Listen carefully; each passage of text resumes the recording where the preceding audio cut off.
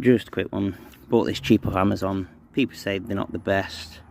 You just put it into any water and it'll pick it up. Tell me what you guys think.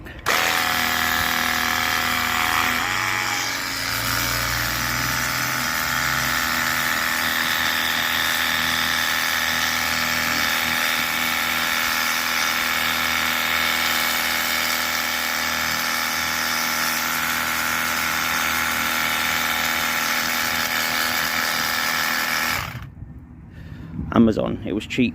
I got it even cheaper because it did come with a crack in it, so I literally got it for half price. But if you're doing your wheels or your arches, I don't think it's too bad.